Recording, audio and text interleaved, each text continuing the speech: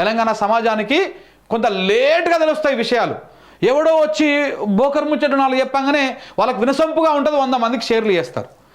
అదే వాస్తవాలు వినడానికి ఇంట్రెస్ట్ చూపించారు. మన దగ్గరకు వచ్చిందాక కూడా అరే నష్టం జరిగింది కదరా, అప్పుడు ఇట్లాంటి విషయాలు కొన్ని చెప్తే వినకపోయారు. నేను మీకు బాగా గుర్తుకుంటుంది, ఇదే న్యూస్ లైన్ ఛానల్లో ఉంటుంది, వెనకకు పోయి చూడండి.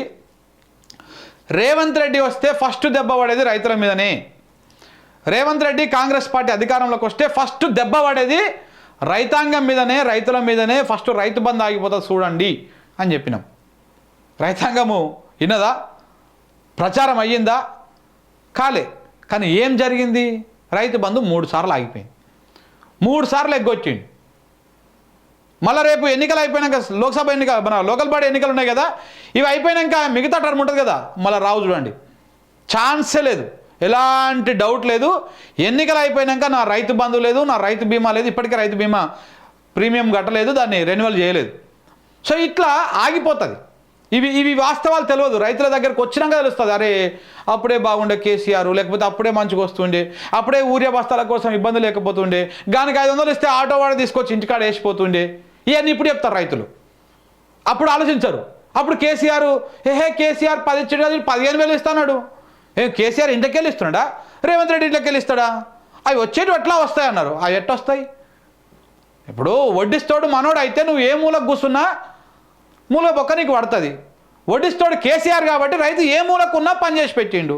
ఇక్కడ వడ్డిస్తోడు రేవంత్ రెడ్డి కదా, కేసీఆర్ పక్కన చంద్రబాబు కూర్చున్నాడు, మోడీ కూర్చున్నాడు, సీఎం రమేష్ కూర్చున్నాడు, వీళ్ళందరూ కూర్చున్నారు. కాబట్టి రైతు కంటే ఈ బొక్కలన్నీ మూలగ బొక్కలన్నీ వీళ్ళకి వేసుకుంటూ పోతా ఉన్నాడు. కాబట్టి ఇక్కడ ఎవడు నిండుతుంది? సో కాబట్టి ఇదంతా వ్యవహారం నడిచింది. అందులో ఆ గేమ్ ప్లాన్ ఎక్కడ స్టార్ట్ అయిందంటే ఇక్కడ స్టార్ట్ అయింది. కేసీఆర్ చేసినటువంటి మొదటి తప్పు బీజేపీ రూట్ లెవెల్ నుంచి దాన్ని కదిలించడమే. దాంతో బీజేపీ కేసీఆర్ మీద బలంగా పెట్టుకున్నది. దీన్ని ఎట్టనైనా చేసి బీఆర్ఎస్ పార్టీని మొత్తం ఎక్కడెక్కడ నామరూపాలు లేకుండా చేసి పడేయాలి. దీన్ని ఉంచితే మటుకు మనకు రేపనాడు భవిష్యత్తులో కష్టమవుతుంది. బీఆర్ఎస్ ఒక బీజేపీకే ప్రత్యర్థి, బీజేపీ కంటే ముందే కాంగ్రెస్ పార్టీకి ప్రత్యర్థి. అది మనకు తెలిసిందే కదా. ఎందుకంటే రాష్ట్రంలో అధికారంలో ఉన్నప్పుడు కాంగ్రెస్ పార్టీ ఆడుకో ఎడుకో బలంగా ప్రతిపక్షంలో ఉన్నది. బీజేపీ వాళ్ళు ఉన్నా కూడా కాంగ్రెసే ఉన్నది. అందుకనే ఇప్పుడు ఇద్దరి ప్రత్యర్థి, ఆ ఇద్దరికి ఒకటే కామన్ ప్రత్యర్థి అయిపోయింది. సో కాబట్టి శత్రువుకు శత్రువు మిత్రుడు అన్నట్టు 2 జాతీయ పార్టీలకు కామన్ శత్రువు ఎవరైపోయారు? ఇక్కడ కేసీఆర్ అయిపోయిండు. కాబట్టి కేసీఆర్ ఇప్పుడు 2 జాతీయ పార్టీలు, బీజేపీ కేంద్రంలో ఉంది, కాంగ్రెస్ పార్టీ రాష్ట్రంలో ఉంది. ఇద్దరు కామన్ శత్రువు కేసీఆర్ ప్రతిపక్షంలో ఉన్నాడు. ఈయన దెబ్బ కొట్టాలంటే ఇంతకు మించినటువంటి అవకాశం ఉంటుందా? అందుకనే అధికారంలోకి వచ్చినాక నుంచి కాంగ్రెస్ పార్టీ ఇటు బీజేపీ అందరూ కలిసి కొన్ని రోజులు దాదాపు సంవత్సర కాలం పాటు కేటీఆర్ మీద రోజు ఒక కేసు, ఒక వ్యవహారం నడిచింది. ఈ కేసు అంటారు, ఆ కేసు అంటారు, ఇది పోతారు, అది పోతారు, ఇవన్నీ వ్యవహారాలు నడుచుకుంటూ వచ్చినాయి. ఇప్పుడు అవి పక్కకు పోయినాయి కాసేపు. మరి రెస్ట్ ఇచ్చిరా లేకపోతే మళ్ళీ దాన్ని సెకండ్ సీజన్ ఏమైనా స్టార్ట్ చేస్తారో తెలియదు. కానీ ప్రస్తుతానికి ఫార్ములా ఈ రేసు, ఇంకేమి రేసులే, ఫోన్ ట్యాపింగ్ కేసు, ఇంకేంటి ఇవన్నీ కొన్ని రోజులు అట్లా పక్కెట్టి ఇప్పుడు కాళేశ్వరం మీద పడ్డారు. కాళేశ్వరం మీద ఏంది? ఇప్పుడు హరీష్ రావును, కేసీఆర్ను, అలాగే బీజేపీలోకి పోయినా కానీ ఈటల రాజేందర్ మాట్లాడుతున్నారని చెప్పి ఈటల రాజేందర్ని, ఈ ముగ్గురు నిరికించడం కోసం ఇప్పుడు కాళేశ్వరము దాన్ని సిబిఐకి అప్పచెప్పుడు. ఇది గేమ్ ప్లాన్. ఇక దాంతోపాటు చంద్రబాబు పాత్ర ఏమి ఇందులో అంటే చంద్రబాబు పాత్రనే ప్రధానంగా ఉంటుంది. కేసీఆర్ ఉన్నకాడు ఉన్నాడా? ప్రభుత్వం ఏర్పడింది 2014లో తెలంగాణ ఏర్పడ్డాక. చంద్రబాబు నాయుడు పార్టీ కూడా ఇక్కడ 10-15 సీట్లు ఎంతో గెలిచింది. అప్పుడు ఫస్ట్ టర్మ్లో 10 సీట్లు అటుగా గెలిచింది ఈ పార్టీ. ఇప్పుడు రాజకీయ వ్యవహారాల్లో, రాజకీయ పరిణామాల నేపథ్యంలో చాలామంది టీడీపీ వాళ్ళు వచ్చేసి అప్పుడు టీఆర్ఎస్ పార్టీలో జాయిన్ అయ్యారు. తలసాని శ్రీనివాస్ కూడా గట్లు వచ్చిన ఆయనని చాలామంది వచ్చారు. సో అట్లా రాజకీయంగా దెబ్బ కొట్టిండు కేసీఆర్. దాంతోపాటు కేసీఆర్ రాజకీయంగా చలామణి అవుతా ఉన్నాడు అని చెప్పేసి కేసీఆర్ ప్రభుత్వాన్ని కూలగొడుతందుకు ఓ ప్లాన్ చేసిండు చంద్రబాబు నాయుడు. ఎందుకంటే ఆయన కూడా అక్కడ సీఎంగా ఉన్నాడు. అప్పుడు అదే టైంలో ఆయన అధికారంలో ఉన్నాడు, ఇక్కడ ఈయన అధికారంలో ఉన్నాడు.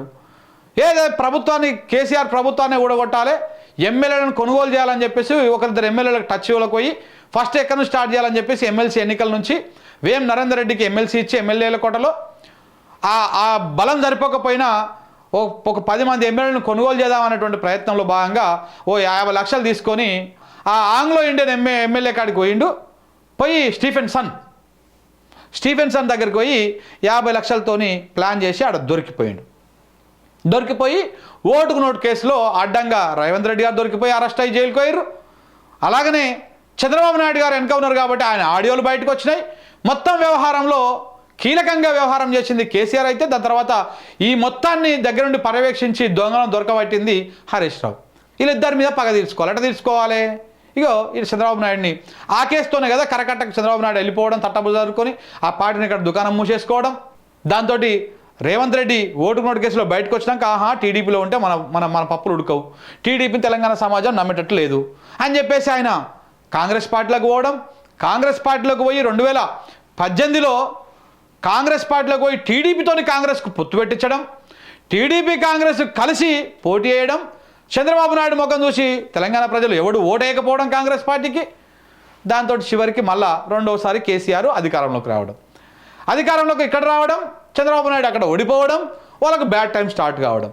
దాని తర్వాత ఎట్లరా అనుకున్న సమయంలో అక్కడ జగన్మోహన్ రెడ్డి మీద అక్కడ ఆ బ్యాచ్, ఇక్కడ కేసీఆర్ మీద కొట్లాడుతందుకు రేవంత్ రెడ్డిని పిసిసి అధ్యక్షుడిగా ప్రమోట్ చేయించి ఇవన్నీ వ్యవహారాలు నడిచిన వెనకంగా కమ్మ సామాజిక వర్గం, మీడియా, అలాగనే ఇవన్నీ కూడా నడిచి చంద్రబాబు నాయుడిని మన రేవంత్ రెడ్డి గారిని ఫస్ట్ పిసిసి, దాని తర్వాత సీఎం కోసము ఇవన్నీ చేపించేసి రకరకాల ప్లాన్లు చేసి ఒక కోటర్ని ఏర్పాటు చేసుకొని కేసీఆర్ను దింపడం కోసం మోడీ, చంద్రబాబు నాయుడు, రేవంత్ రెడ్డి అందరూ ఏకమయ్యారు. దింపినాక ఇక ఇప్పుడు ప్రత్యర్థి పార్టీకి వెళ్ళిపోయాక ఇప్పుడు ఆ పార్టీని చేయాలంటే ఏం చేయాలని చెప్పేసి ఇప్పుడు కాళేశ్వరం దాకా తీసుకొచ్చారు సినిమాని. ఇగో ఇది ఎగ్జిక్యూషన్, ఇది ప్లాన్. ప్రతి దాని వెనకాల ఒకటి ఉన్నది.